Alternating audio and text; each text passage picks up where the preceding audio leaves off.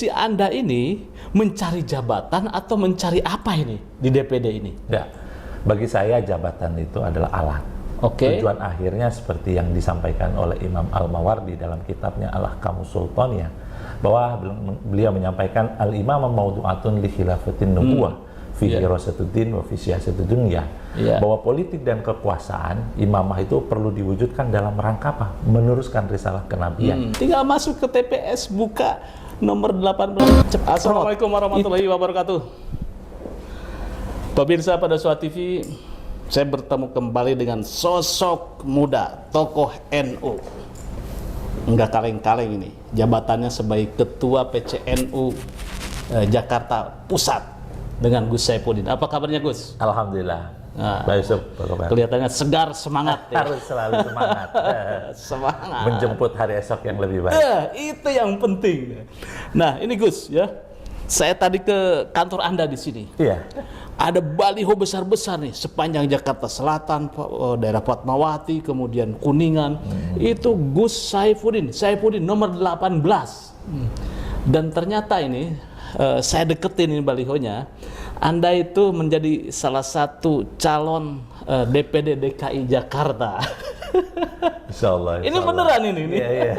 Ini tarung beneran nih. Serius.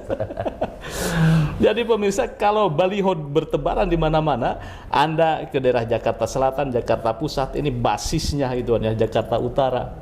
Ini baliho beliau itu luar biasa. Ternyata kader NU itu bisa bersaing dan bertarung yang sebenar-benarnya nih. Jakarta. Oke, Gus. Saya pengen coba gitu kan ya. Ini kan membuat baliho itu tidak semudah yang kita bayangkan ya. Ini kenapa ini Anda baliho ini menjadi salah satu media? Ya, tentu saya pertama ingin menyampaikan bahwa saya calon itu tidak pernah kepikiran dan mimpi belum. Tapi saya nyalon ini karena memang diminta oleh para kiai ulama Jakarta, khususnya Rois Suriah PWNU Jakarta.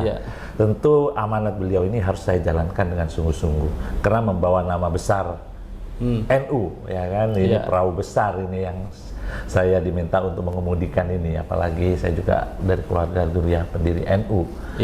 Jangan main-main kan begitu. Sekali saya layar terkembang, maka pantang surut untuk mundur, apalagi berbelok arah gitu kan. Saya harus pastikan perahu besar dan bendera besar yang saya bawa ini harus sampai kepada dermaga kemenangan. Itu yang ini luar biasa. Sebagai catatan, beliau itu adalah salah satu zuriah atau cucu mantu dari Mbah Wahab, pendiri Nahdlatul Ulama, dasar. Jadi saya pikir Mbah Wahab itu kan luar biasa di NU itu sebagai penggerak dan juga politisi. Oke Gus, lanjut.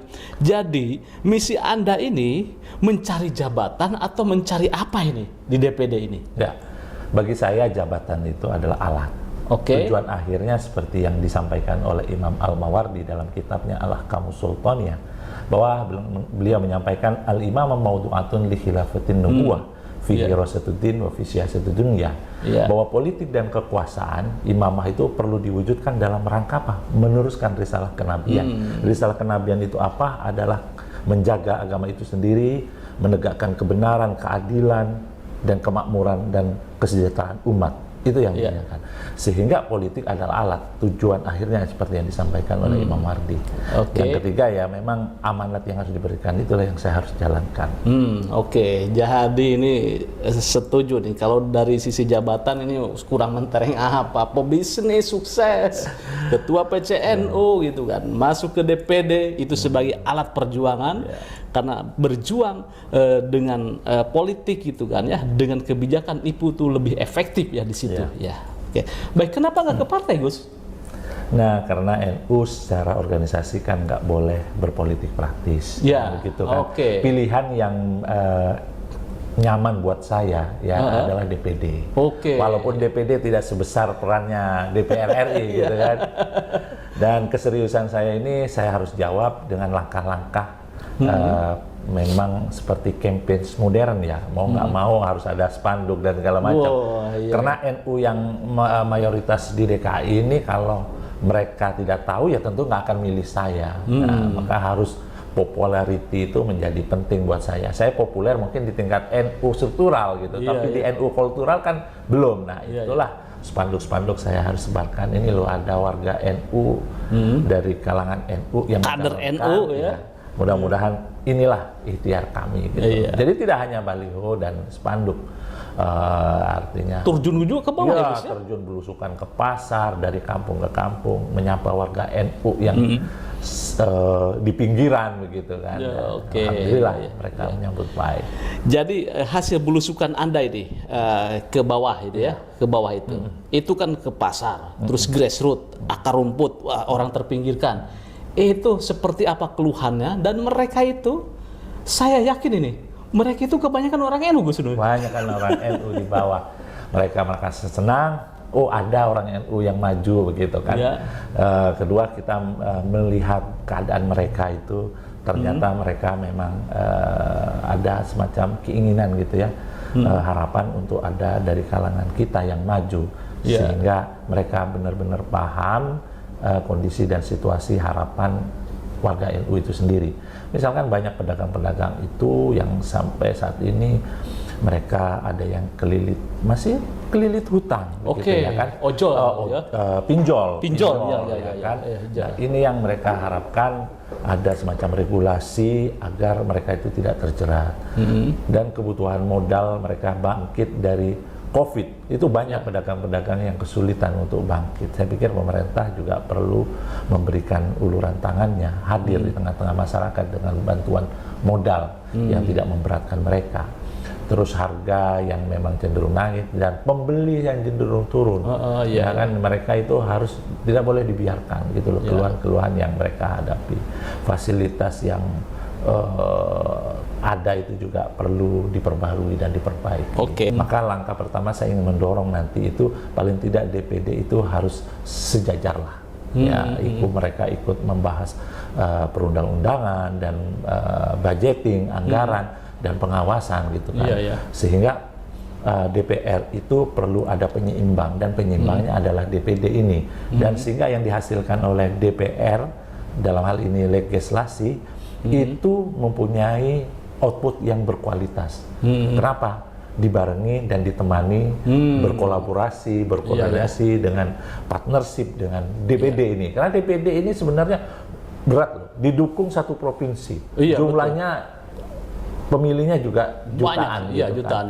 Tapi perannya tidak terlalu maksimal. Nah, saya pikir amanat Undang-Undang Dasar 45 ini harus tercermin di dalam undang-undang fungsi dan kedudukan DPD ini harus berubah ke depannya.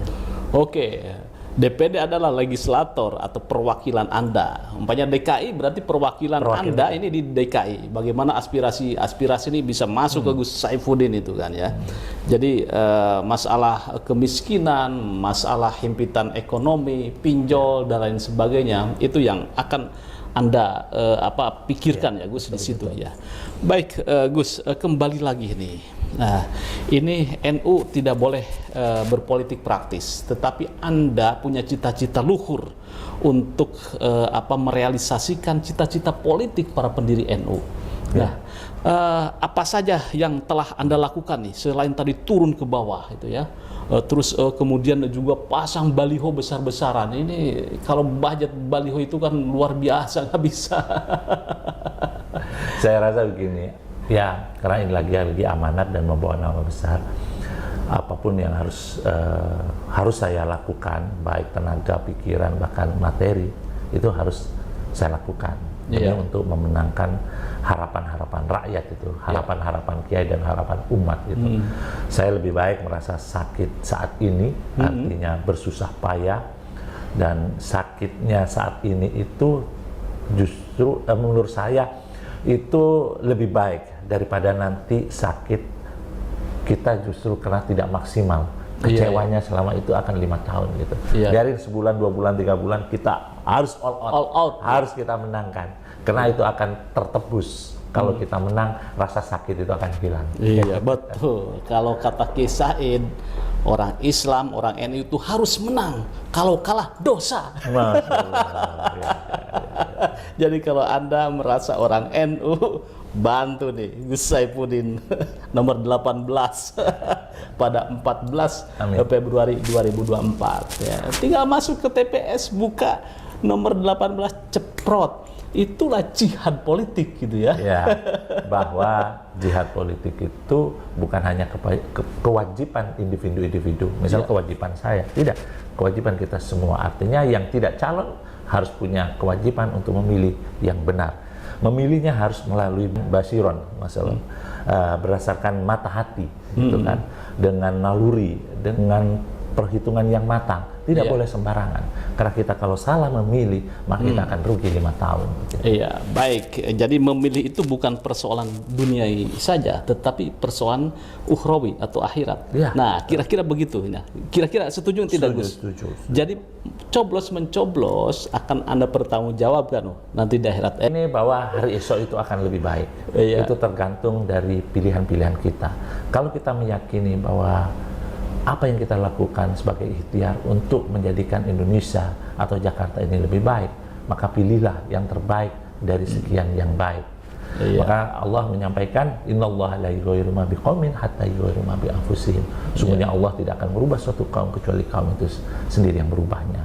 Bahwa kontestasi 5 tahunan ini adalah momentum bagi kita semua untuk melakukan perubahan. Iya, iya, iya. Bukan perubahan menjadi jelek, tapi perubahan menjadi baik dan lebih baik dan lebih baik. Dan saya yakin kalau warga NU bersatu itu akan mewujudkan apa yang diinginkan oleh cita-cita pendahulu atau cita-cita pendiri. Seperti yang dikatakan oleh Mbah Wahab, bahwa NU itu besar seperti meriam, tetapi orang-orang di luar sana, musuh-musuh NU mengatakan bahwa NU adalah gelugu yang tidak ada gunanya. Kira-kira ini seperti ini, Gus, ya? Betul. Spirit Anda. Bahkan bukan hanya orang luar, kalangan NU sendiri masih, kata Mbah Wahab, dihinggami oleh perasaan minder atau tidak percaya diri terhadap kekuatan kita sendiri. Itulah yang menjadi tantangan kita. Nah, Anda minder tidak nih? Enggak, justru kayaknya ingin membuktikan bahwa kita harus tampil di segala bidang, khususnya di politik dan kekuasaan ini. Saatnya NU harus tampil dan bangkit. Iya, baik pemirsa pada Suga TV, luar biasa. Kalau visi misinya itu udah sangat gamblang gitu ya. Apalagi apa keraguan Anda untuk tidak memilih Gus Saifuddin. Beliau juga konstituennya ini luar biasa nih. Orang-orang Betawi saya lihat itu kan ya, ketika Anda mendaftar itu, wah, ini komunitas Betawi juga didukung ini ya, didukung oleh komunitas Betawi gitu. Gimana kira-kira ini visi misinya untuk memajukan budaya Betawi, Gus? Ya, kita sadar bahwa orang kalau tidak punya budaya itu ibaratkan pohon tercabut dari akarnya, gitu kan. Begitu bahayanya, karena budaya itu adalah penguat kita sebagai bangsa yang luhur. Karena dengan budaya itulah kita akan bisa menatap dan menata Indonesia yang ke depan, gitu loh. Jati diri dan budaya ini menjadi sangat penting. Tentu budaya-budaya Betawi ini tidak boleh hilang, gitu kan.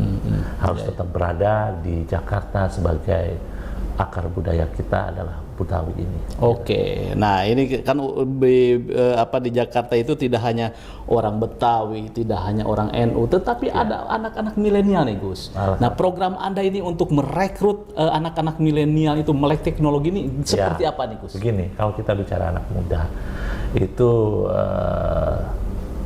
ibaratnya begini. Anak muda sekarang ini adalah pemimpin yang akan datang. Kalau kita mau lihat Indonesia 10 bahkan 15 tahun yang akan datang, lihatlah anak-anak muda sekarang. Kalau anak-anak muda sekarang itu diberikan fasilitas yang baik untuk berkreatif dan melakukan inovasi, saya kira Indonesia akan lebih jaya. Dan kemenangan tentu di masa yang akan datang itu adalah tidak jauh dari kekuatan teknologi dan digital ini. Nah, saya akan mendorong bagaimana pemerintah membuat Silicon Valley yang seperti di Amerika untuk memberikan anak-anak muda punya kesempatan untuk melakukan inovasi-inovasi baru di bidang teknologi. Oke, artinya dari situlah Anda akan merumuskan kemudian mendorong nanti di DPD. Syaratnya apa? Ya Gus Saifuddin ini harus jadi nih. Oke, Gus. Untuk lapangan pekerjaan ini, Ini problemnya kan anak muda sekarang itu kan problem susah bekerja, susah mendapatkan pekerjaan. Ini bagaimana nih, Ya, Gus? saya rasa begini, bahwa pengangguran itu akibat Iya. dari kebutuhan tenaga kerja dengan ketersediaan tenaga kerja itu yang tidak seimbang. Pertama yang harus dilakukan adalah membuat usaha-usaha baru. Yang kedua adalah menciptakan entrepreneur baru. Ya. Ya kan? Entrepreneur baru ini adalah mengurangi. Kenapa? Anak-anak muda ini kalau hanya semua tergantung kepada jadi pegawai negeri terbatas atau karyawan terbatas. Ada peluang yang besar adalah uang UMKM ini, ya kan? Atau entrepreneur muda yang tidak tergantung, mereka pilihannya harus jadi karyawan. Nah, ini harus diciptakan dan diberikan peluang-peluang yang baru. Nah, teknologi itu memungkinkan untuk bisa melakukan seperti itu. Oke, ya ini luar biasa. Ini jadi tidak ada keraguan sebetulnya nih. Oh, jadi kader NU ini cerdas ini kan. Sanad ke NU-annya jelas ini. Dan punya visi ke depan. Ya, jadi begini juga. Ini mencontoh Rasulullah. Iya. Rasulullah itu untuk memperdayakan kaum Madinah atau kaum muhajirin itu, pertama setelah dibangun masjid, itu yang dibangun pasar, platform medianya. Karena pasar itu akan bertemunya dengan penjual dan pembeli. Pemerintah itu harus menciptakan pasar-pasar baru. Nah, pasar-pasar baru ke depannya adalah banyak pasar-pasar virtual yang bisa diciptakan. Mungkin kalau pasar fisik itu berat ya, lahannya susah dan ini. Tapi pasar-pasar virtual itu harus dikembangkan. Dan pasar virtual itu bertemunya penjual dan pembeli itu tidak hanya penjual lokal, tapi pembeli internasional, Amerika, Eropa dan segala macam beli produknya Indonesia yang disiapkan pasar-pasar virtual atau pasar-pasar digital yang disiapkan oleh pemerintah ini. Iya, oke. Baik, luar biasa pemirsa pada Suara TV. Jadi catat 14 Februari 2024 Jangan lupa ada 18. ada kader NU, yaitu dari Zuriah Mbah Wahab ini, keluarga besarnya Mbah Wahab. Catat, jika Anda santri atau orang NU, orang Betawi itu semuanya NU kecuali yang tidak, Gus. Kecuali yang tidak mau. Ilaman ada. Oke. Catat. Gus Saifuddin nomor 18 ya, Gus ya. 18 ini adalah angka yang bagi saya angka yang sangat berkah lah. Iya. Jadi penetapan 18 itu sama dengan angka tanggal lahir saya. Oh gitu ya. Kata-kata orang sih angka hoki. 18 itu 1 tambah 8 sama dengan 9 ya. Allah. Tapi itu semua rahasia Allah lah yang menentukan. Mudah-mudahan itu jalannya Allah memudahkan saya untuk menuju ke sana.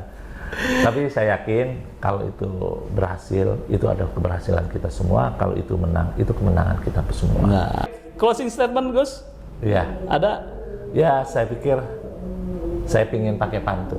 Iya, oke. Jalan-jalan ke pasar baru, jangan lupa membeli gelas. Pilihlah DPD yang baru, jangan lupa nomor 18. Oke. Terima kasih, jangan lupa like, share, subscribe pada Suara TV. Wassalamualaikum warahmatullahi wabarakatuh.